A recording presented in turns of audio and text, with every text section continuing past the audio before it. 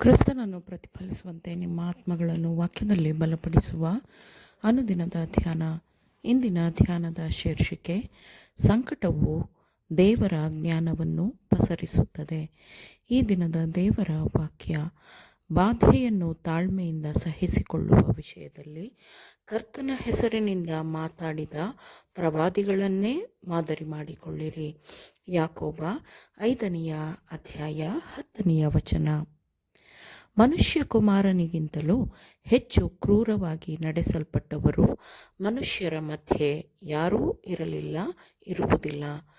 ದೇವರ ಪರಿಶುದ್ಧವಾದ ಆಜ್ಞೆಗಳಿಗೆ ಕ್ರಿಸ್ತನು ಅಚಲನಾಗಿದ್ದು ವಿಧೇಯನಾಗಿದ್ದ ಕಾರಣ ಆತನು ಅಪಹಾಸ್ಯಕ್ಕೊಳಗಾದನು, ಅವಮಾನ ನಿಂದೆಗಳಿಗೆ ಒಳಗಾದನು. ಕಾರಣವಿಲ್ಲದೆ ಅವರು ಅವನನ್ನು ದ್ವೇಷಿಸಿದರು. ಆದರೂ ಕ್ರಿಸ್ತನು ತನ್ನ ಶತ್ರುಗಳ ಮುಂದೆ ಶಾಂತವಾಗಿ ನಿಂತು ನಿಂದೆ, ಅವಮಾನಗಳು ಕ್ರೈಸ್ತ ಪರಂಪರೆಯ ಒಂದು ಭಾಗವಾಗಿದೆ ಎಂದು ಪ್ರಕಟಿಸಿದನು ಮತ್ತು ದುರುದ್ದೇಶದ ಬಾಣಗಳನ್ನು ಹೇಗೆ ಎದುರಿಸಬೇಕೆಂದು ತನ್ನ ಹಿಂಬಾಲಕರಿಗೆ ಸಲಹೆ ಕೊಟ್ಟನು. ಹಿಂಸೆಯ ಸಮಯದಲ್ಲಿ ಅವರು ಸೋತು ಬಿದ್ದು ಹೋಗಬಾರದು ಎಂದು ತಿಳಿಸಿಕೊಟ್ಟನು. ನಿಂದೆ, ಅವಮಾನಗಳು ಇರುವ ಹೆಸರಿಗೆ ಮಸಿ ಬಳಿಯಬಹುದು, ಆದರೆ ಅದು ಗುಣಸ್ವಭಾವಕ್ಕೆ ಕಳಂಕ ತರುವುದಿಲ್ಲ. ಅದು ದೇವರ ಕೈಯಲ್ಲಿದೆ. ನಾವು ಪಾಪ ಮಾಡಲು ತಿರಸ್ಕರಿಸುವವರೆಗೆ ಮಾನವರೇ ಆಗಲಿ ಪಿಶಾಚಿಯ ಕಡೆಯವರೇ ಆಗಲಿ ಯಾವ ಬಲಕ್ಕೂ ಆತ್ಮದ ಮೇಲೆ ಕಲೆಯನ್ನು ತರಲು ಸಾಧ್ಯವಿಲ್ಲ. ದೇವರಲ್ಲಿ ತನ್ನ ಹೃದಯವನ್ನು ದೃಢವಾಗಿ ಇರಿಸಿಕೊಂಡಿರುವ ಮನುಷ್ಯನು ತನ್ನ ಸಮೃದ್ಧಿಯ ಸಮಯದಲ್ಲಿ ದೇವರ ಬೆಳಕು ಮತ್ತು ಅನುಗ್ರಹವು ತನಗಿದ್ದ ಸಮಯದಲ್ಲಿ ಹೇಗಿರುತ್ತಾನೋ ಹಾಗೆಯೇ ತನಗೆ ಅತ್ಯಂತ ದುಃಖಕರ ಶೋಧನೆ ಕಷ್ಟಗಳು ಎದುರಾದಾಗಲೂ ಹಾಗೆಯೇ ಇರುತ್ತಾನೆ. ಅವನ ಮಾತುಗಳು, ಅವನ ಉದ್ದೇಶಗಳು ಮತ್ತು ಅವನ ಕಾರ್ಯಗಳು ತಪ್ಪಾಗಿ ಪ್ರತಿನಿಧಿಸಲ್ಪಟ್ಟಿರಬಹುದು ಮತ್ತು ಸುಳ್ಳು ಮಾಡಲ್ಪಟ್ಟಿರಬಹುದು, ಆದರೆ ಅವನು ಅದನ್ನು ಲೆಕ್ಕಿಸುವುದಿಲ್ಲ. ಯಾಕೆಂದರೆ ಅವನಿಗೆ ಹೆಚ್ಚು ಉತ್ತಮವಾದ ಬೇರೆಯ ಆಸಕ್ತಿಗಳಿರುತ್ತವೆ. ಅದೃಶ್ಯನಾಗಿರುವಾತನನ್ನು ದೃಷ್ಟಿಸುವವನೋ ಎಂಬಂತೆ ಮೋಶೆ ದೃಢಚಿತ್ತನಾಗಿದ್ದನೋ ಹಾಗೆಯೇ ಅವನು ದೃಢಚಿತ್ತನಾಗಿರುತ್ತಾನೆ, ಎಲ್ಲವನ್ನೂ ಸಹಿಸುತ್ತಾನೆ.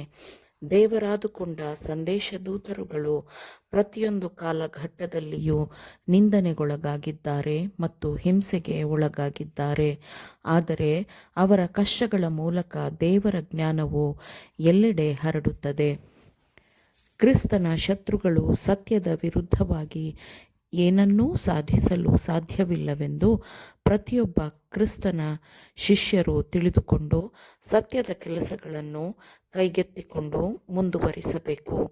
ಸತ್ಯದ ಮೇಲೆ ತಿರಸ್ಕಾರ ಎಂಬ ಭಾರವು ಇದ್ದಾಗಲೂ ಸತ್ಯದ ಕೆಲಸವು ಮುನ್ನೆಲೆಗೆ ಬರಬೇಕು ಮತ್ತು ಅದು ಪರೀಕ್ಷೆಯ ಮತ್ತು ಚರ್ಚೆಯ ವಿಷಯವಾಗಿರಬೇಕು ಎಂದು ದೇವರು ಬಯಸುತ್ತಾನೆ.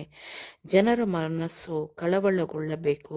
ಪ್ರತಿಯೊಂದು ಹೋರಾಟವೂ, ಪ್ರತಿಯೊಂದು ನಿಂದೆಯೂ, ಆತ್ಮಸಾಕ್ಷಿಯ ಸ್ವಾತಂತ್ರ್ಯವನ್ನು ನಿರ್ಬಂಧಿಸುವ ಪ್ರತಿಯೊಂದು ಪ್ರಯತ್ನವೂ, ಇವೆಲ್ಲವೂ ನಿದ್ರಿಸಬಹುದಾದ ಮನಸ್ಸುಗಳನ್ನು ಜಾಗೃತಗೊಳಿಸುವ ದೇವರ ಸಾಧನವಾಗಿದೆ. ಇಂತಹ ಅನುಭವಗಳು ದೇವರ ಸಂದೇಶದೂತರ ಚರಿತ್ರೆಯಲ್ಲಿ ಎಷ್ಟು ಬಾರಿ ನಡೆದಿದೆ ಅಲ್ಲವೇ?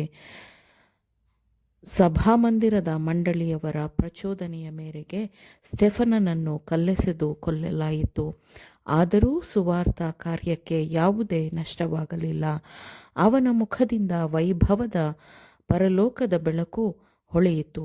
ಸಾಯುತ್ತಿರುವಾಗ ಅವನು ಮಾಡಿದ ಪ್ರಾರ್ಥನೆಯು ಪಕ್ಕದಲ್ಲಿ ನಿಂತಿದ್ದ ಧರ್ಮಾಂಧ ಸಭಾಮಂಡಲಿಯವರಿಗೆ ತೀಕ್ಷ್ಣವಾದ ಬಾಣದಂತೆ ಇತ್ತು ಮತ್ತು ಕಿರುಕುಳ ನೀಡುವ ಫರಿಸಾಯನಾದ ಸೌಲನು ರಾಜರು, ಅನ್ಯಜನರು ಮತ್ತು ಇಸ್ರಾಯೇಲ್ ಮಕ್ಕಳ ಮುಂದೆ ನಿಂತು ಕ್ರಿಸ್ತನ ಹೆಸರನ್ನು ಸಾಕ್ಷಿಯಾಗಿ ಹೇಳುವ ಆಯ್ಕೆಗೊಂಡ ಪಾತ್ರೆಯಾದನು. ಆಮೇನ್. ದೇವರ ವಾಕ್ಯಗಳನ್ನು ಶ್ರದ್ಧೆಯಿಂದ ಆಲಿಸುವವರು ಮಾತ್ರವೇ ಆಗಿರದೆ ಪಾಲಿಸುವವರೂ ಆಗಬೇಕೆಂದು ನಿಮ್ಮನ್ನು ಉತ್ತೇಜಿಸುತ್ತೇನೆ. ಪರಿಶುದ್ಧಾತ್ಮನ ಸಹಾಯದಿಂದ ಆಲಿಸಿದ ನಿಮ್ಮೆಲ್ಲರಿಗೂ ಧನ್ಯವಾದಗಳು. ಮತ್ತೆ ದೈನಂದಿನ ಧ್ಯಾನಕ್ಕಾಗಿ ನಾಳೆ ಸಂಧಿಸೋಣ. ಆಮೇನ್.